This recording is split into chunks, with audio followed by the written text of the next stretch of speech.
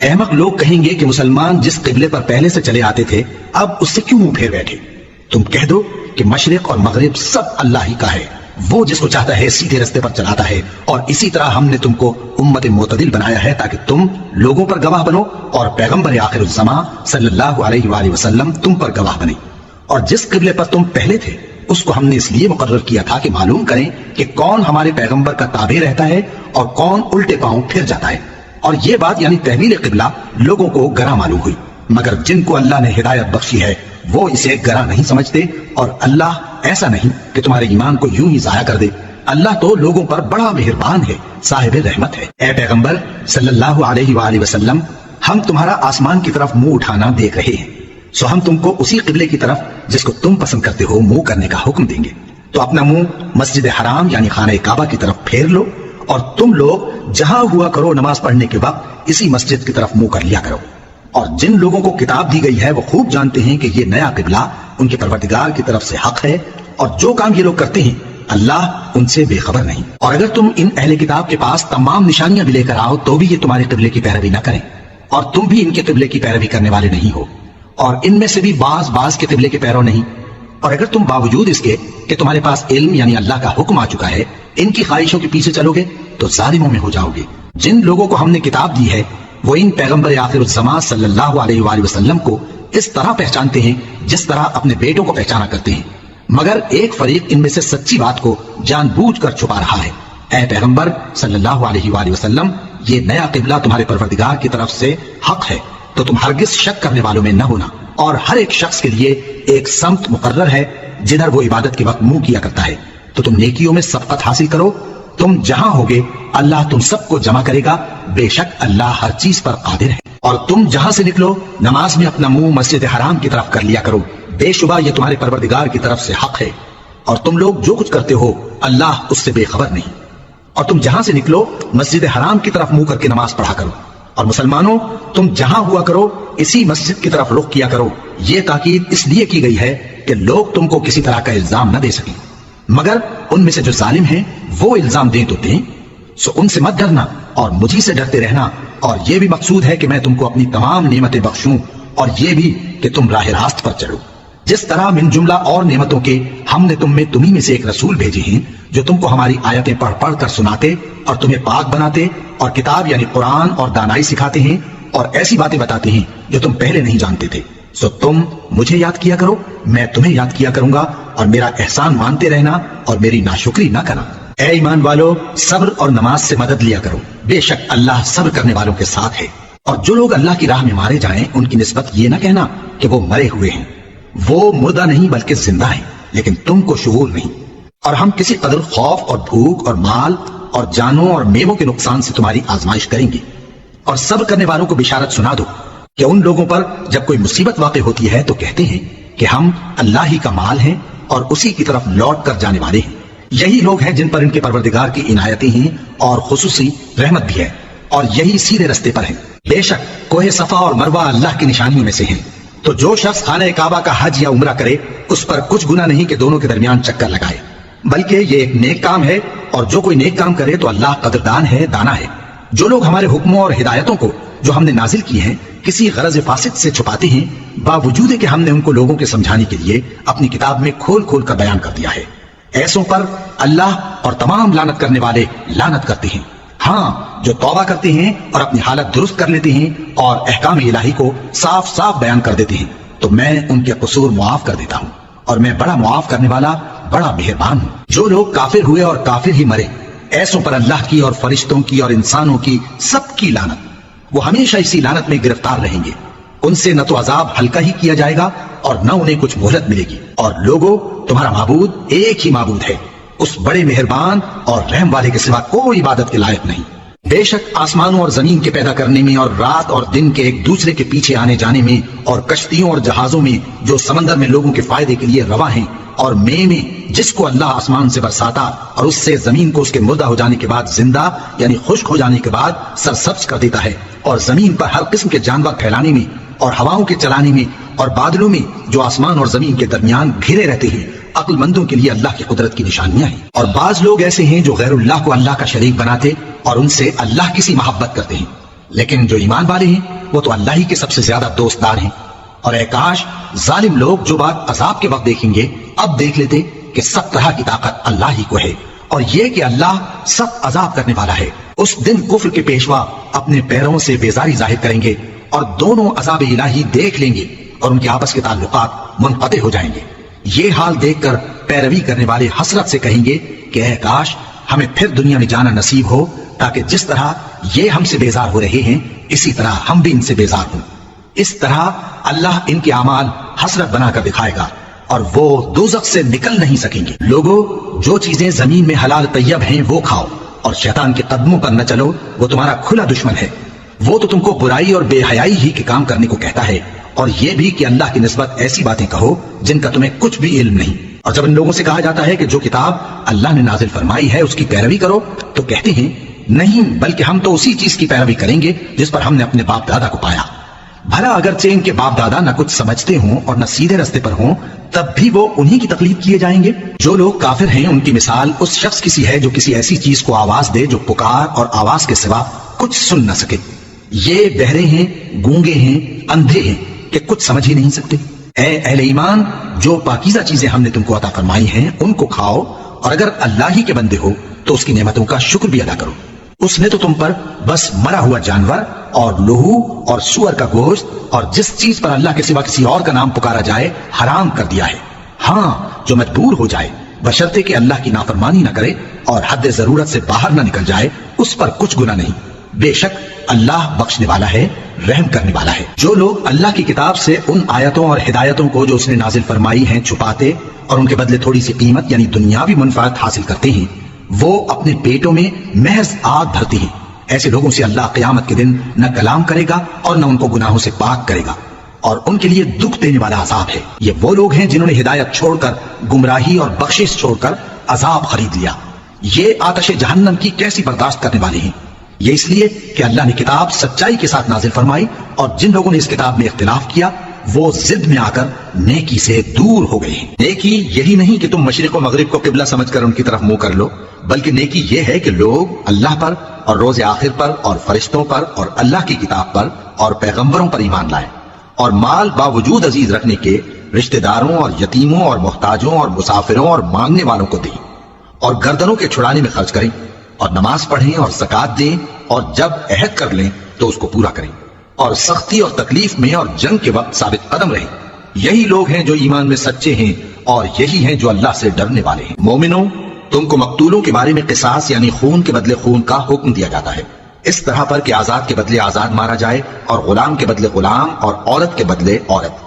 اور اگر قاتل کو اس کے مقتول بھائی کے قصاص میں سے کچھ معاف کر دیا جائے تو وارث مقتول کو پسندیدہ طریق سے قرارداد کی پیروی یعنی مطالبہ خون بہا کرنا اور قاتل کو خوشخوئی کے ساتھ ادا کرنا چاہیے۔ یہ تمہارے پروردگار کی طرف سے تمہارے لیے آسانی اور مہربانی ہے۔ اب جو اس کے بعد زیادتی کرے اس کے لیے دکھ کا عذاب ہے۔ اور اے اہل عقل، حکم قصاص میں تمہاری زندگانی ہے کہ تم قتل و خونریزی سے بچو۔ تم پر فرض کیا جاتا ہے کہ جب تم میں سے کسی کو موت کا وقت آ جائے تو اگر وہ کچھ مال چھوڑ جانے والا ہو تو ماں باپ اور رشتہ داروں کے لیے دستور کے مطابق وصیت کر جائے۔ اللہ سے ڈرنے والوں پر یہ ایک حق ہے۔ پھر جو شخص وصیت کو سننے کے بعد اس کو بدل ڈالے تو اس کے بدلنے کا گناہ انہی لوگوں پر ہے جو اس کو بدلیں، اور بے شک اللہ سنتا جانتا ہے۔ اب اگر کسی کو وصیت کرنے والے کی طرف سے کسی وارث کی طرفداری یا حق تلفی کا اندیشہ ہو تو اگر وہ وصیت کو بدل کر وارثوں میں صلح کرا دے تو اس پر کچھ گناہ نہیں۔ بے شک اللہ بخشنے والا ہے، رحم والا ہے۔ مومنوں، تم پر روزے فرض کیے گئے ہیں جس طرح تم سے پہلے لوگوں پر فرض کیے گئے تھے، تاکہ تم پرہیزگار بنو۔ روزوں کے دن گنتی کے چند روز ہیں، تو جو شخص تم میں سے بیمار ہو یا سفر میں ہو تو دوسرے دنوں میں روزوں کا شمار پورا کر لے۔ اور جو لوگ روزہ رکھنے کی طاقت رکھیں لیکن رکھے نہیں، وہ روزے کے بدلے محتاج کو کھانا کھلا دیں۔ اور جو کوئی اپنی مرضی سے زیادہ نیکی کرے تو اس کے حق میں زیادہ اچھا ہے، اور اگر سمجھو تو روزہ رکھنا ہی تمہارے حق میں بہتر ہے۔ روزوں کا مہینہ رمضان کا مہینہ ہے جس میں قرآن اول نازل ہوا، جو لوگوں کا رہنما ہے اور جس میں ہدایت کی کھلی نشانیاں ہیں اور جو حق و باطل کو الگ الگ کرنے والا ہے۔ تو جو کوئی تم میں سے اس مہینے میں موجود ہو چاہیے کہ پورے مہینے کے روزے رکھے، اور جو بیمار ہو یا سفر میں ہو تو دوسرے دنوں میں روزے رکھ کر ان کا شمار پورا کر لے۔ اللہ تمہارے حق میں آسانی چاہتا ہے اور سختی نہیں چاہتا، اور یہ آسانی کا حکم اس لیے دیا گیا ہے کہ تم روزوں کا شمار پورا کر لو، اور اس احسان کے بدلے کہ اللہ نے تم کو ہدایت بخشی ہے تم اس کو بزرگی سے یاد کرو اور اس کا شکر کرو۔ اور اے پیغمبر، جب تم سے میرے بندے میرے بارے میں دریافت کریں تو انہیں معلوم ہو کہ میں تو تمہارے پاس ہی ہوں۔ جب کوئی پکارنے والا مجھے پکارتا ہے تو میں اس کی دعا قبول کرتا ہوں۔ تو ان کو چاہیے کہ میرے حکموں کو مانیں اور مجھ پر ایمان رکھیں تاکہ نیک رستہ پائیں۔ روزوں کی راتوں میں تمہارے لیے اپنی عورتوں کے پاس جانا جائز کر دیا گیا ہے۔ وہ تمہاری پوشاک ہیں اور تم ان کی پوشاک ہو۔ اللہ کو معلوم ہے کہ تم ان کے پاس جانے سے اپنے حق میں خیانت کرتے تھے، سو اس نے تم پر مہربانی کی اور تمہاری حرکات سے درگزر فرمائی۔ تو اب تم کو اختیار ہے کہ ان سے مباشرت کرو، اور اللہ نے جو چیز تمہارے لیے لکھ رکھی ہے یعنی اولاد، اس کو اللہ سے طلب کرو اور کھاؤ اور پیو یہاں تک کہ صبح کی سفید دھاری رات کی سیاہ دھاری سے الگ نظر آنے لگے۔ پھر روزہ رکھ کر رات تک پورا کرو، اور جب تم مسجدوں میں اعتکاف بیٹھتے ہو تو ان سے مباشرت نہ کرو۔ یہ اللہ کی حدیں ہیں، ان کے پاس نہ جانا۔ اسی طرح اللہ اپنی آیتیں لوگوں کے سمجھانے کے لیے کھول کھول کر بیان فرماتا ہے تاکہ وہ پرہیزگار بنے، اور آپس میں ایک دوسرے کا مال ناحق نہ کھاؤ اور نہ اس کو رشوتاً حاکموں کے پاس پہنچاؤ تاکہ لوگوں کے مال کا کچھ حصہ ناجائز طور پر کھا جاؤ، اور اسے تم جانتے بھی ہو۔ اے پیغمبر، لوگ تم سے نئے چاند کے بارے میں دریافت کرتے ہیں کہ گھٹتا بڑھتا کیوں ہے۔ کہہ دو کہ وہ لوگوں کے کاموں کی میعادیں اور حج کے وقت معلوم ہونے کا ذریعہ ہے، اور نیکی اس بات میں نہیں کہ احرام کی حالت میں گھروں میں ان کے پچھواڑے کی طرف سے آؤ، بلکہ نیکوکار وہ ہے جو پرہیزگار ہو، اور گھروں میں ان کے دروازوں سے آیا کرو اور اللہ سے ڈرتے رہو تاکہ کامیاب ہو جاؤ۔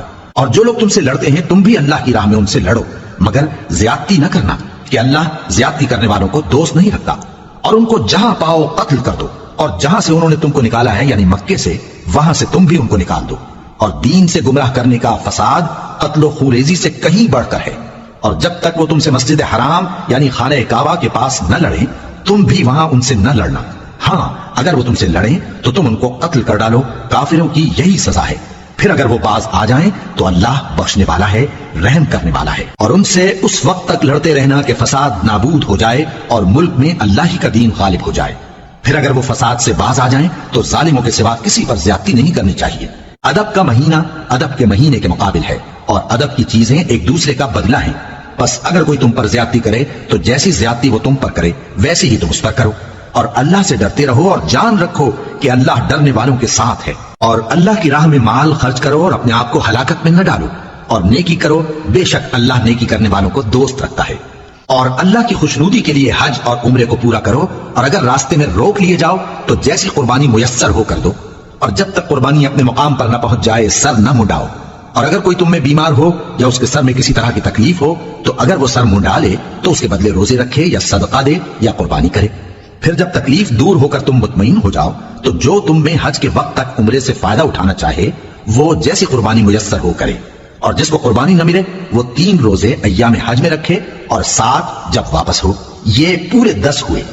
یہ حکم اس شخص کے لیے ہے جس کے اہل و عیال مکے میں نہ رہتے ہوں۔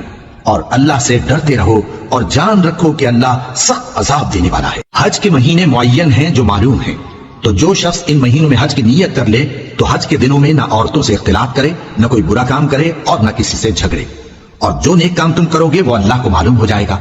اور زاد راہ یعنی رستے کا خرچ ساتھ لے جاؤ، کیونکہ بہترین زاد راہ پرہیزگاری ہے۔ اور اے اہل عقل، مجھی سے ڈرتے رہو، اس کا تمہیں کچھ گناہ نہیں کہ حج کے دنوں میں بذریعہ تجارت اپنے پروردگار سے روزی طلب کرو۔ اور جب عرفات سے واپس ہونے لگو تو مشعر حرام یعنی مزدلفہ میں اللہ کا ذکر کرو، اور اس طرح ذکر کرو جس طرح اس نے تم کو سکھایا، اور اس سے پیشتر تم لوگ ان طریقوں سے محض ناواقف تھے۔ پھر جہاں سے اور لوگ واپس ہوں وہیں سے تم بھی واپس ہو، اور اللہ سے بخشش مانگو، بے شک اللہ بخشنے والا ہے، رحمت کرنے والا ہے۔ پھر جب حج کے تمام ارکان پورے کر چکو تو مینا میں اللہ کو یاد کرو جس طرح اپنے باپ دادا کو یاد کیا کرتے تھے، بلکہ اس سے بھی زیادہ۔ اور بعض لوگ ایسے ہیں جو اللہ سے التجا کرتے ہیں کہ اے پروردگار ہم کو جو دینا ہے دنیا ہی میں دے دے، اور ایسے لوگوں کا آخرت میں کچھ حصہ نہیں۔ اور بعض ایسے ہیں کہ دعا کرتے ہیں کہ پروردگار ہم کو دنیا میں بھی نعمت عطا فرما اور آخرت میں بھی نعمت بخشیو اور دوزخ کے عذاب سے محفوظ رکھیو۔ یہی لوگ ہیں جن کے لیے ان کے کاموں کا حصہ یعنی اجر نیک تیار ہے، اور اللہ جلد حساب لینے والا ہے۔ اور قیام مینا کے دنوں میں جو گنتی کے دن ہیں اللہ کو یاد کرو، اگر کوئی جلدی کرے اور 2 ہی دن میں چل دے تو اس پر بھی کچھ گناہ نہیں، اور جو بعد تک ٹھہرا رہے اس پر بھی کچھ گناہ نہیں۔ یہ باتیں اس شخص کے لیے ہیں جو اللہ سے ڈرے، اور تم لوگ اللہ سے ڈرتے رہو اور جان رکھو کہ تم سب اس کے پاس جمع کیے جاؤ گے۔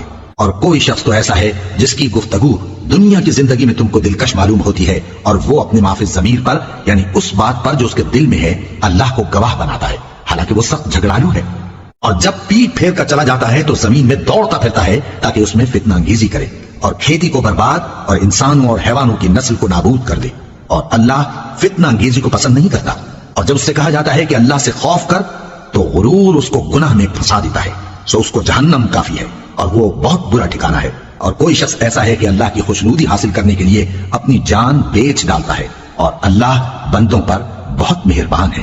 مومنو، اسلام میں پورے داخل ہو جاؤ اور شیطان کے پیچھے نہ چلو، وہ تو تمہارا کھلا دشمن ہے۔ پھر اگر تم احکام روشن پہنچ جانے کے بعد لڑکھڑا جاؤ تو جان رکھو کہ اللہ غالب ہے، حکمت والا ہے۔ کیا یہ لوگ اسی بات کے منتظر ہیں کہ ان پر اللہ کا عذاب بادل کے سائبانوں میں نازل ہو اور فرشتے بھی اتر آئیں اور کام تمام کر دیا جائے؟ اور سب کاموں کا رجوع اللہ ہی کی طرف ہے۔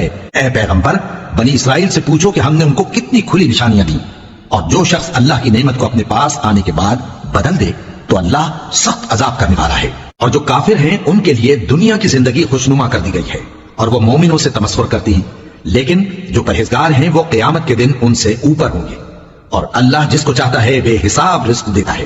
پہلے تو سب لوگوں کا ایک ہی مذہب تھا، لیکن وہ آپس میں اختلاف کرنے لگے تو اللہ نے ان کی طرف بشارت دینے والے اور ڈر سنانے والے پیغمبر بھیجے اور ان پر سچائی کے ساتھ کتابیں نازل کی تاکہ جن امور میں لوگ اختلاف کرتے تھے ان کا ان میں فیصلہ کر دے۔ اور اس میں اختلاف بھی انہی لوگوں نے کیا جن کو کتاب دی گئی تھی، باوجود کہ ان کے پاس کھلے ہوئے احکام آ چکے تھے، اور یہ اختلاف انہوں نے صرف آپس کی ضد سے کیا۔ تو جس امر حق میں وہ اختلاف کرتے تھے اللہ نے اپنی مہربانی سے مومنوں کو اس کی راہ دکھا دی، اور اللہ جس کو چاہتا ہے سیدھا راستہ دکھا دیتا ہے۔ کیا تم یہ خیال کرتے ہو کہ یوں ہی بہشت میں داخل ہو جاؤ گے، اور ابھی تم کو پہلے لوگوں کی سی مشکلیں تو پیش آئی ہی نہیں؟ ان کو بڑی بڑی سختیاں اور تکلیفیں پہنچیں اور وہ صعوبتوں میں ہلا دیے گئے، یہاں تک کہ پیغمبر اور مومن لوگ جو ان کے ساتھ تھے سب پکار اٹھے کہ کب اللہ کی مدد آئے گی۔ دیکھو اللہ کی مدد ان قریب آیا چاہتی ہے۔ اے نبی، لوگ تم سے پوچھتے ہیں کہ اللہ کی راہ میں کس طرح کا مال خرچ کریں۔ کہہ دو کہ جو چاہو خرچ کرو، لیکن جو مال خرچ کرنا چاہو وہ درجہ بدرجہ اہل استحقاق یعنی ماں باپ کو اور قریب کے رشتہ داروں کو اور یتیموں کو اور محتاجوں کو اور مسافروں کو سب کو دو، اور جو بھلائی تم کرو گے اللہ اس کو جانتا ہے۔ مسلمانوں، تم پر اللہ کے راستے میں لڑنا فرض کر دیا گیا ہے، اور وہ تمہیں ناگوار تو ہوگا، مگر عجب نہیں کہ ایک چیز تم کو بری لگے اور وہ تمہارے حق میں بھلی ہو، اور عجب نہیں کہ ایک چیز تم کو بھلی لگے اور وہ تمہارے لیے مضر ہو، اور ان باتوں کو اللہ ہی بہتر جانتا ہے اور تم نہیں جانتے۔ اے پیغمبر، لوگ تم سے عزت والے مہینوں میں لڑائی کرنے کے بارے میں دریافت کرتے ہیں، کہہ دو کہ ان میں لڑنا بڑا گناہ ہے، اور اللہ کی راہ سے روکنا اور اس سے کفر کرنا اور مسجد حرام یعنی خانہ کعبہ میں جانے سے بند کرنا اور اہل مسجد کو اس میں سے نکال دینا جو یہ کفار کرتے ہیں، اللہ کے نزدیک اس سے بھی زیادہ گناہ ہے، اور فتنہ انگیزی خون ریزی سے بھی بڑھ کر ہے۔ اور یہ لوگ ہمیشہ تم سے لڑتے رہیں گے، یہاں تک کہ اگر مقدور رکھیں تو تم کو تمہارے دین سے پھیر دیں، اور جو کوئی تم میں سے اپنے دین سے پھر کر کافر ہو جائے گا اور کافر ہی مرے گا تو ایسے لوگوں کے اعمال دنیا اور آخرت دونوں میں برباد ہو جائیں گے، اور یہی لوگ دوزخ میں جانے والے ہیں جس میں ہمیشہ رہیں گے۔ جو لوگ ایمان لائے اور اللہ کے لیے وطن چھوڑ گئے اور کفار سے جنگ کرتے رہے وہی اللہ کی رحمت کے امیدوار ہیں، اور اللہ بخشنے والا ہے، رحمت کرنے والا ہے۔ اے پیغمبر، لوگ تم سے شراب اور جوئے کا حکم دریافت کرتے ہیں، کہہ دو کہ ان میں گناہ بڑے ہیں اور لوگوں کے لیے کچھ فائدے بھی ہیں، مگر ان کے گناہ فائدوں سے کہیں زیادہ ہیں۔ اور یہ بھی تم سے پوچھتے ہیں کہ اللہ کی راہ میں کون سا مال خرچ کریں، کہہ دو کہ جو ضرورت سے زیادہ ہو۔ اس طرح اللہ تمہارے لیے اپنے احکام کھول کھول کر بیان فرماتا ہے تاکہ تم سوچو، یعنی دنیا اور آخرت کی باتوں میں غور کرو۔ اور تم سے یتیموں کے بارے میں بھی دریافت کرتے ہیں، کہہ دو کہ ان کی حالت کی اصلاح بہت اچھا کام ہے، اور اگر تم ان سے مل جل کر رہنا یعنی خرچ اکٹھا رکھنا چاہو تو وہ تمہارے بھائی ہیں، اور اللہ خوب جانتا ہے کہ خرابی کرنے والا کون ہے اور اصلاح کرنے والا کون۔ اور اگر اللہ چاہتا تو تم کو تکلیف میں ڈال دیتا، بے شک اللہ غالب ہے، حکمت والا ہے۔ اور مومنوں، مشرک عورتوں سے جب تک وہ ایمان نہ لائیں نکاح نہ کرنا، کیونکہ مشرک عورت خواہ تم کو کیسی ہی بھلی لگے اس سے مومن لونڈی بہتر ہے، اور اسی طرح مشرک مرد جب تک ایمان نہ لائیں مومن عورتوں کو ان کی زوجیت میں نہ دینا، کیونکہ مشرک مرد سے خواہ وہ تم کو کیسا ہی بھلا لگے مومن غلام بہتر ہے۔ یہ مشرک لوگوں کو دوزخ کی طرف بلاتے ہیں، اور اللہ اپنی مہربانی سے بہشت اور بخشش کی طرف بلاتا ہے، اور اپنے حکم لوگوں سے کھول کھول کر بیان کرتا ہے تاکہ نصیحت حاصل کریں۔ اور تم سے حیض کے بارے میں دریافت کرتے ہیں، کہہ دو وہ تو نجاست ہے، سو ایام حیض میں عورتوں سے کنارہ کش رہو، اور جب تک وہ پاک نہ ہو جائیں ان سے مقاربت نہ کرو۔ ہاں، جب وہ پاک ہو جائیں تو جس طریق سے اللہ نے تمہیں ارشاد فرمایا ہے ان کے پاس جاؤ. کچھ شک نہیں کہ اللہ توبہ کرنے والوں اور پاک صاف رہنے والوں کو دوست رکھتا ہے. تمہاری عورتیں تمہاری کھیتی ہیں تو اپنی کھیتی میں جس طرح چاہو جاؤ اور اپنے لیے نیک عمل آگے بھیجو اور اللہ سے ڈرتے رہو اور جان رکھو کہ ایک دن تمہیں اس کے روبرو حاضر ہونا ہے. اور اے پیغمبر ایمان والوں کو بشارت سنا دو اور اللہ کے نام کو اس بات کا ہیلا نہ بنانا کہ اس کی قسمیں کھا کھا کر سلوک کرنے اور پرہیزگاری کرنے اور لوگوں میں صلح و سازگاری کرانے سے رک جاؤ. اور اللہ سب کچھ سنتا ہے جانتا ہے. اللہ تمہاری لغو قسموں پر تم سے مواخذہ نہیں کرے گا لیکن جو قسمیں تم قصد دلی سے کھاؤ گے ان پر مواخذہ کرے گا. اور اللہ بخشنے والا ہے بردبار ہے. جو لوگ اپنی عورتوں کے پاس جانے کی قسم کھا لیں ان کو 4 مہینے تک انتظار کرنا چاہیے. اگر اس عرصے میں قسم سے رجوع کر لیں تو اللہ بخشنے والا ہے مہربان ہے. اور اگر طلاق کا ارادہ کر لیں تو بھی اللہ سنتا ہے جانتا ہے. اور طلاق والی عورتیں 3 حیض تک اپنے کہیں روکے رہیں. اور اگر وہ اللہ اور روز قیامت پر ایمان رکھتی ہیں تو ان کو جائز نہیں کہ اللہ نے جو کچھ ان کے شکم میں پیدا کیا ہے اس کو چھپائیں. اور ان کے خاوند اگر پھر موافقت چاہیں تو اس مدت میں وہ ان کو اپنی زوجیت میں لے لینے کے زیادہ حقدار ہیں. اور عورتوں کا حق مردوں پر ویسا ہی ہے جیسے دستور کے مطابق مردوں کا حق عورتوں پر ہے. البتہ مردوں کو عورتوں پر 1 درجہ فضیلت ہے اور اللہ غالب ہے صاحب حکمت ہے. طلاق صرف 2 بار ہے یعنی جب 2 دفعہ طلاق دے دی جائے تو پھر عورتوں کو یا تو بطریق شائستہ نکاح میں رہنے دینا ہے یا بھلائی کے ساتھ چھوڑ دینا. اور یہ جائز نہیں کہ جو مہر تم ان کو دے چکے ہو اس میں سے کچھ واپس لے لو. ہاں اگر زن و شوہر کو خوف ہو کہ وہ اللہ کی حدوں کو قائم نہیں رکھ سکیں گے تو اگر عورت خاوند کے ہاتھ سے رہائی پانے کے بدلے میں کچھ دے ڈالے تو دونوں پر کچھ گناہ نہیں. یہ اللہ کی مقرر کی ہوئی حدیں ہیں ان سے باہر نہ نکلنا. اور جو لوگ اللہ کی حدوں سے باہر نکل جائیں گے وہ گناہگار ہوں گے. پھر اگر شوہر 2 طلاقوں کے بعد تیسری طلاق عورت کو دے دے تو اس کے بعد جب تک عورت کسی دوسرے شخص سے نکاح نہ کر لے اس پہلے شوہر پر حلال نہ ہوگی. ہاں اگر دوسرا خاوند بھی طلاق دے دے اور عورت اور پہلا خاوند پھر ایک دوسرے کی طرف رجوع کر لیں تو ان پر کچھ گناہ نہیں بشرطے کہ دونوں یقین کریں کہ اللہ کی حدوں کو قائم رکھ سکیں گے. اور یہ اللہ کی حدیں ہیں ان کو وہ ان لوگوں کے لیے بیان فرماتا ہے جو علم رکھتے ہیں. اور جب تم عورتوں کو 2 دفعہ طلاق دے چکو اور ان کی عدت پوری ہو جائے تو انہیں یا تو حسن سلوک سے نکاح میں رہنے دو یا بطریق شائستہ رخصت کر دو. اور اس نیت سے ان کو نکاح میں نہ رہنے دینا چاہیے کہ انہیں تکلیف دو اور ان پر زیادتی کرو. اور جو ایسا کرے گا وہ اپنا ہی نقصان کرے گا. اور اللہ کے احکام کو ہنسی اور کھیل نہ بناؤ. اور اللہ نے تم کو جو نعمتیں بخشی ہیں اور تم پر جو کتاب اور دانائی کی باتیں نازل کی ہیں جن سے وہ تمہیں نصیحت فرماتا ہے ان کو یاد کرو اور اللہ سے ڈرتے رہو اور جان رکھو کہ اللہ ہر چیز سے واقف ہے. اور جب تم عورتوں کو طلاق دے چکو اور ان کی عدت پوری ہو جائے تو ان کو اپنے شوہروں کے ساتھ جب وہ آپس میں جائز طور پر راضی ہو جائیں نکاح کرنے سے مت روکو. اس حکم سے اس شخص کو نصیحت کی جاتی ہے جو تم میں اللہ اور روز آخر پر یقین رکھتا ہے. یہ تمہارے لیے نہایت خوب اور بہت پاکیزگی کی بات ہے اور اللہ جانتا ہے اور تم نہیں جانتے. اور مائیں اپنے بچوں کو پورے 2 سال دودھ پلائیں. یہ حکم اس شخص کے لیے ہے جو پوری مدت تک دودھ پلوانا چاہے اور دودھ پلانے والی ماؤں کا کھانا اور کپڑا دستور کے مطابق باپ کے ذمہ ہوگا. کسی شخص کو اس کی طاقت سے زیادہ تکلیف نہیں دی جاتی. تو یاد رکھو کہ نہ تو ماں کو اس کے بچے کے سبب نقصان پہنچایا جائے اور نہ باپ کو اس کی اولاد کی وجہ سے نقصان پہنچایا جائے. اور اسی طرح نان و نفقہ بچے کے وارث کے ذمہ ہے. اور اگر دونوں یعنی ماں باپ آپس کی رضامندی اور صلاح سے بچے کا دودھ چھڑانا چاہیں تو ان پر کچھ گناہ نہیں. اور اگر تم اپنی اولاد کو دودھ پلوانا چاہو تو تم پر کچھ گناہ نہیں بشرطے کہ تم دودھ پلانے والیوں کو دستور کے مطابق ان کا حق جو تم نے دینا کیا تھا دے دو. اور اللہ سے ڈرتے رہو اور جان رکھو کہ جو کچھ تم کرتے ہو اللہ اس کو دیکھ رہا ہے. اور جو لوگ تم میں سے مر جائیں اور عورتیں چھوڑ جائیں تو وہ عورتیں 4 مہینے اور 10 دن اپنے آپ کو روکے رہیں. اور جب یہ عدت پوری کر چکے اور اپنے حق میں پسندیدہ کام یعنی نکاح کر لیں تو تم پر کچھ گناہ نہیں. اور اللہ تمہارے سب کاموں سے واقف ہے. اگر تم اشارے کنائے میں عورتوں کو نکاح کا پیغام بھیجو یا نکاح کی خواہش کو اپنے دلوں میں مخفی رکھو تو تم پر کچھ گناہ نہیں. اللہ کو معلوم ہے کہ تم ان سے نکاح کا ذکر کرو گے مگر ایام عدت میں اس کے سوا کے دستور کے مطابق کوئی بات کہہ دو. پوشیدہ طور پر ان سے قول و قرار نہ کرنا اور جب تک عدت پوری نہ ہو لے نکاح کا پختہ ارادہ نہ کرنا. اور جان رکھو کہ جو کچھ تمہارے دلوں میں ہے اللہ کو سب معلوم ہے تو اس سے ڈرتے رہو اور جان رکھو کہ اللہ بخشنے والا ہے حلم والا ہے. اور اگر تم عورتوں کو ان کے پاس جانے یا ان کا مہر مقرر کرنے سے پہلے طلاق دے دو تو تم پر کچھ گناہ نہیں. ہاں ان کو دستور کے مطابق کچھ خرچ ضرور دو یعنی مقدور والا اپنے مقدور کے مطابق دے اور تنگ دست اپنی حیثیت کے مطابق. نیک لوگوں پر یہ ایک طرح کا حق ہے. اور اگر تم عورتوں کو ان کے پاس جانے سے پہلے طلاق دے دو لیکن مہر مقرر کر چکے ہو تو آدھا مہر دینا ہوگا. ہاں اگر عورتیں مہر بخش دیں یا مرد جن کے ہاتھ میں عقد نکاح ہے اپنا حق چھوڑ دیں اور پورا مہر دے دیں تو ان کو اختیار ہے، اور اگر تم مرد لوگ ہی اپنا حق چھوڑ دو تو یہ پرہیزگاری کی بات ہے، اور آپس میں بھلائی کرنے کو فراموش نہ کرنا، کچھ شک نہیں کہ اللہ تمہارے سب کاموں کو دیکھ رہا ہے۔ مسلمانوں، سب نمازیں خصوصاً بیچ کی نماز یعنی نماز عصر پورے اہتمام کے ساتھ ادا کرتے رہو اور اللہ کے آگے ادب سے کھڑے رہا کرو۔ پھر اگر تم خوف کی حالت میں ہو تو پیادے یا سوار جس حال میں ہو نماز پڑھ لو۔ پھر جب امن و اطمینان ہو جائے تو جس طریق سے اللہ نے تم کو سکھایا ہے جو تم پہلے نہیں جانتے تھے، اللہ کو یاد کرو، اور جو لوگ تم میں سے مر جائیں اور عورتیں چھوڑ جائیں وہ اپنی عورتوں کے حق میں وصیت کر جائیں کہ ان کو 1 سال تک خرچ دیا جائے اور گھر سے نہ نکالی جائیں۔ ہاں، اگر وہ خود گھر سے چلی جائیں اور اپنے حق میں پسندیدہ کام یعنی نکاح کر لیں تو تم پر کچھ گناہ نہیں، اور اللہ زبردست ہے، حکمت والا ہے۔ اور مطلقہ عورتوں کو بھی دستور کے مطابق نان و نفقہ دینا چاہیے، پرہیزگاروں پر یہ بھی حق ہے۔ اسی طرح اللہ اپنے احکام تمہارے لیے بیان فرماتا ہے تاکہ تم سمجھو۔ بھلا تم نے ان لوگوں کو نہیں دیکھا جو شمار میں ہزاروں ہی تھے اور موت کے ڈر سے اپنے گھروں سے نکل بھاگے تھے؟ تو اللہ نے ان کو حکم دیا کہ مر جاؤ، پھر ان کو زندہ بھی کر دیا۔ کچھ شک نہیں کہ اللہ لوگوں پر مہربانی رکھتا ہے، لیکن اکثر لوگ شکر نہیں کرتے۔ اور مسلمانوں، اللہ کی راہ میں جہاد کرو اور جان رکھو کہ اللہ سب کچھ سنتا ہے، سب کچھ جانتا ہے۔